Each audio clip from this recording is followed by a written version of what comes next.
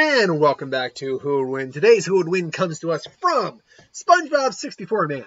And SpongeBob 64 Man asked the question, who would win the fight, the Predator versus Nosferatu? Now, for the life of me, I don't believe I've done this one. In fact, I'm double checking right now to be certain that I haven't done this one. Otherwise, I will literally stop doing this video as soon as I find out and then go and just choose a different one. Because right now I'm doing one non-Halloween one Halloween one, just to, or horror, monster, whatever it is, to balance it out. But I'm pretty sure I haven't done the Predator versus Nosferatu. I've done the Predator versus a lot of characters, but not Nosferatu to the best of my knowledge. Let's see here. Versus Voorhees, no, okay, I haven't done the Predator versus Nosferatu. And look, this isn't Predator versus other types of vampire. This isn't the Predator versus the 30 Days and Nights vampires or Blade or Dracula. This is Nosferatu, Count Orlok. So, with that, and let's also be clear, Nosferatu means vampire. It's not actually his name, it's what he is. So let's go over the Predator real quick and see what he brings to the table. Now, there are many different versions, is the right term. There are many different Yautjas, or Yautjas. I believe that's the pronunciation of their races. There are many different ones. Each Predator we see in each movie is a different member of that species. And they all bring their own unique stuff to the table. Like the one you see in the original Predator is not the same, doesn't have the same tech as the one from Predator 2.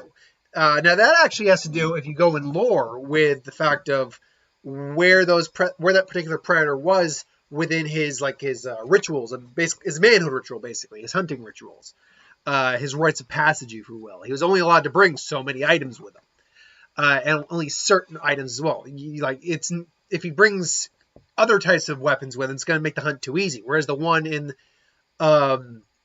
Predator 2 was honestly just there for a hunt, so he's allowed to have just different tech on him, different weapons than the first one we saw in the original. And then if you go to Alien versus Predator, those are all three very young, I believe they're called Youngbloods. Youngblood predators, like initiation predators, but they're hunting xenomorphs, which are a completely different type of prey than humans. So it's obvious they would have different type of weaponry, more advanced weaponry, because if they were hunting humans with the weaponry they had, those humans would have been effed. And so forth and so on. With different predators, we see different interpretations. But I really don't think the outcome differs no matter what. And we're not even talking about like the super predators from the Predators, or the genetically modified predator from the Predator. We're not talking about those guys, because those are different in their own right as well. And again, I don't think it changes the outcome here. So let's just look at the basic Predator. The first Predator we ever saw, the original Predator movie, what does that Predator bring to the table in terms of physicality, strategy, and tech? Well, the Yautja races are a warrior hunter race. They are bred to fight, to hunt, and to kill. It is part of their culture, and they are good at it. They also are technologically advanced enough to have interstellar travel. So take that for what it's worth. But more importantly, they're physically taller than your average male by about a foot, give or take. Average Yautja height. That's actually a good question. We know the females are actually larger than the males. Oh, there we go. There's the I think that's how it's pronounced. No, that's the plant. Darn it. Yautja. Oh, there it is. Yeah, I think I found it because it's got a J in it. Yep, Yautja species. So they're typically larger and physically much stronger than your average man. Yeah, height's roughly speaking, on average, 7 feet, but 7 plus. Weighing at anywhere from 520 pounds in armor to even higher, larger to some of the larger specimens, to less probably without the armor. Well, I mean, without the armor, there's no telling how much that armor really weighs, though that energy caster pack on their shoulder probably weighs a good 50 pounds, probably. So you're probably looking then that their average weight probably exists somewhere in the 400-pound range, which is still pretty heavy, pretty dangerous, considering that these guys are mostly muscle when you really break it down. They're skilled warriors. They're not extremely fast. That is something to be known. I mean, they can run a good distance pretty quickly when they need to, but their bulk and their actual physicality is somewhat of a hindrance. But they're actually pretty agile and can run pretty fast when they need to. They're also extremely stealthy too. They are hunters for a reason. They know how to track prey, how to hide their scent, just basically keep themselves, out of sight, out of mind kind of mentality. Then get into their weaponry. I mean, the one that we see in the original Predator comes equipped with a couple items. Like mostly we see the cloaking technology, which bends light around them. You can still see them if you're looking for them. Like if you're really trying to pick them out, like if they're standing still and you're looking for them, you can find them, but it's not easy. If you don't even know they're there, or if they don't want you to see them and you're still trying to look for them, it's still going to be difficult. If they're moving, it's easier because the light bends and distorts, but still, it's a very effective camouflage. Obviously, one of their trademark weaponry is their wrist blades. Now, the metal that these weapons are actually made from is not known. We know it's lighter than steel, but cuts like steel. We know it. It's a very light, very sharp, very durable metal. And we find that out in Predator 2.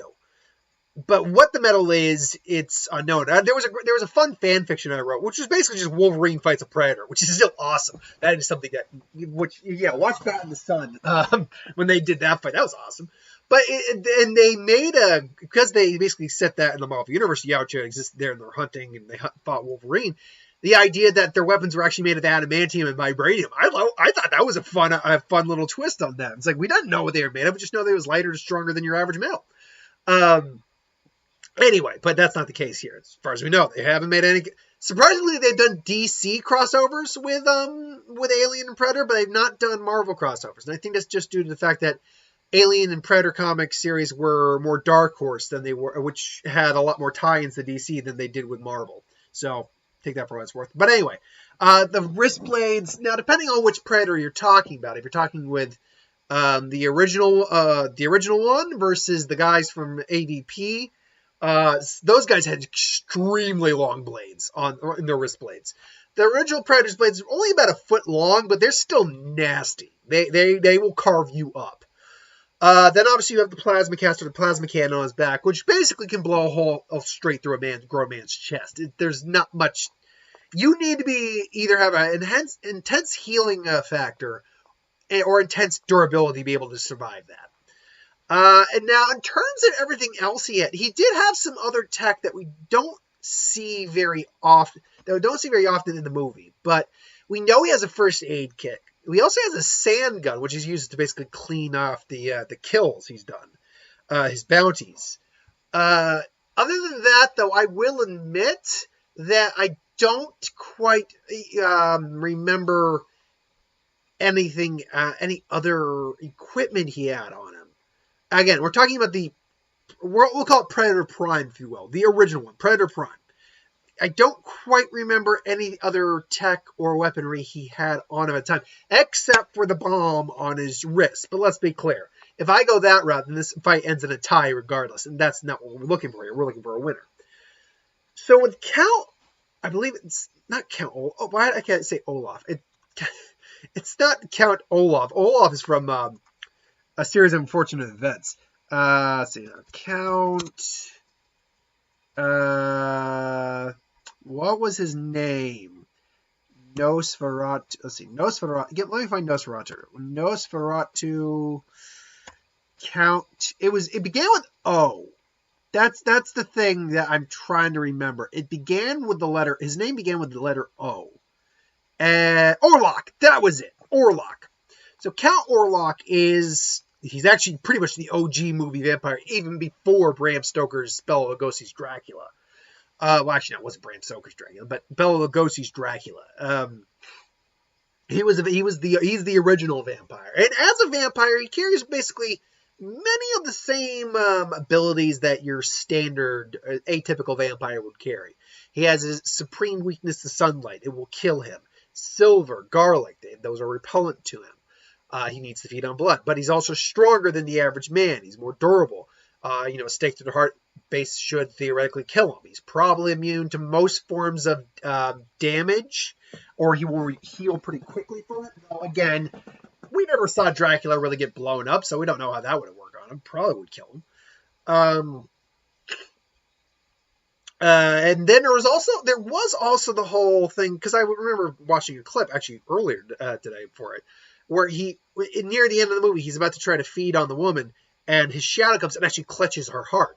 So it's clear he has some sort of shadow possession type magical ability, or possibly that he's just think words here. He's just enforcing his will over her. That's the other thing. Hypnosis is a big, and possession, or in terms of mental possession. Possession is a big thing that comes with vampiric lore as well. Seduction, though it's hard to be seduced by someone who looks like that, I suppose. But hey, look, vampires, whatever. Yeah, so let's be honest here real quick, though. If this were about...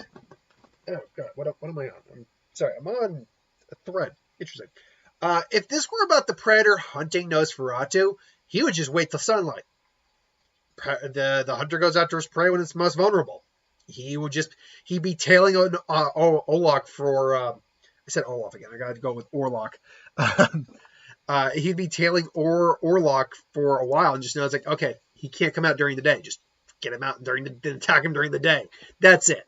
But if these two actually met in a legitimate fight, who would win?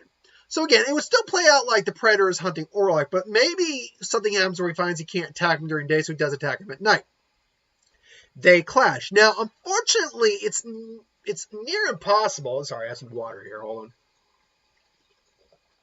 It's near impossible to figure out how strong Orlok is compared to the Predator. We know he's stronger than the average man, sure, but the Predator's far stronger than the average man as well. Even if we were to even these guys out in terms of the strength playing field, the Predator had the advantage in physical combat because it's actually a trained warrior. Whereas Orlok might have been. We don't know much about Orlok's past. So the Predator maybe comes in, maybe fires the bowcaster at him. Now, I keep saying bowcaster, it's a cannon, it's a plasma cannon. Bowcaster is what Chewie uses in Star Wars. Fires a blaster on a plasma cannon. Unfortunately, that's in the dark of the night. In the dark of the night, evil will dodge it. Evil's the least he can do. Do a light Stasia there. Actually, it's terror, but yeah. In the dark of the night, terrified. Terror's the least I can do. Soon he will feel that the plasma is real. Anyway, I digress. I can't tell but if I'm a thespian. Anywho,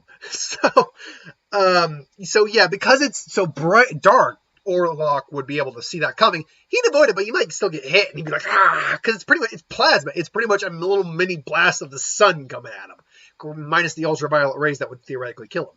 But he says, like, just, screams out. The Predator just, is staying out of the way. But the question is, could the Orlok, I'm trying to not say Olaf, could Orlok, like, figure out where the Predator is? Could he find the Predator, even the invisibility? Could he, like, smell him or hear him? That's a tough one. The Predator probably does have a scent to it, but as a hunter, it's probably capable of hiding its scent. But being supernatural does give Orlok an advantage in that regard, but being alien gives the Predator an advantage in that regard. I'll call it a wash in the sense that I think Orlok will find him probably with, like, a sense of hearing or something like that. Again, being supernatural, all of his senses are probably heightened. So eventually he maybe just figures out where the Predator really is and just, points out, like, you, I can't remember. I think the film's in German, so it's, it's not like he speaks English. It's like, yeah. And, the Predator realizes, like, oh, I've been found. Oh, well, he just hops down, just boom. And he just slowly is like, squaring off against Orlok, who, to be fair, to the Predator, Orlok is just another species of creature to hunt. To Orlok, he's not quite sure what the Predator is. Like, he's a vampire, sure. He's probably seen some stuff. Maybe he even encountered one back in the day. Probably not. He probably wouldn't have survived. Not to tip my hand there. But yeah, so they're squaring off, and Predator finally just decides, all right, fine, we're gonna do this. We're gonna do this. I'll give you the honorable death that my worthy quarrel deserves. And takes off the mess. And Orlok, for all his probably centuries of living, gotta admit he did not expect this, and just like. And the Predator just does the roar, just the man. I love them. That was just a badass moment in cinema. Not like one of the top 10 or even 20, but still one of those favorite moments where it's just like, oh, an ugly motherfucker. And then just, yeah, it's like, got the adrenaline pumps, like, man. That's why those are quintessential guy movies, the man movies. And if I can ever meet, and if I don't think I've ever asked Carrie yet if she likes the Predator movies. My girlfriend, and she's like, honey, do you like the Predator movies? I don't really like them. This relationship ran its course, honey. I'm sorry. If I could meet a woman that loved the Predator movie as much as I do, I'm like, oh my God. Yeah, it's all good. No, we like a lot of the same movies, but don't like all the same movies. And that's fine. That's the beauty of being film fans and, being in a healthy relationship. Anyway, so the Predator roars, and, they're squaring off, and, Orlok, just, tries to, intimidate, maybe hold off Predator. Predator just comes in and just, boom, starts kind of beating Orlok around a little bit, because Orlok, for all of his strength, is still very skinny, very frail compared to the Predator, which is a lot of muscle training and, raw power. Whereas, yes, he's supernaturally stronger than your average man, but Orlok is not a fighter. That's the thing. And the Predator quickly realizes that this thing does have strength. This creature has strength, as Orlok is able to actually stop his attack. But the Predator, again, is a warrior and just headbutts him. Even if Orlok maybe tries to get a bite and try to drink the blood, he'd probably just start coughing up, because the blood isn't human. It's not even Terran, to go with Guardians of the Galaxy. It's not even Earth. It's not even from his planet. He's just, the Predator, and just slowly just basically grabs him and just starts choking him out. Now, Orlok can at least maybe try to pry the Predator's grip his hand off. But unfortunately, the Predator's still got a wrist blade. At that point, just stabs him right in the chest, which unfortunately denies him of his prize, because at that point, he pretty much just takes out his heart, and Orlok just turns into ash and flames, and the Predator just pissed off. The problem ultimately is that the Predator comes into this, with at minimum equal strength, more than likely greater strength. So greater physicality, better experience, better training, better tech, and ultimately he's not a good matchup for someone like Orlok, who's pretty much just your atypical old school movie vampire. Whereas, at least in something like Blade, the vampires knew how to fight to some degree. Orlok is just, I'm going to overwhelm you with my presence and fear and my strength. And it's like, oh, okay, you put him up against something that's equally strong, better trained, has weapons that can easily make mincemeat of him. It's not a really fair fight on Orlok's case. I keep saying, I keep catching myself realizing I say Orlok. I'm now saying Orloff, or it's Orlok. I'm fighting Olaf and Orlok together. Anyway, yeah, this one to me, it's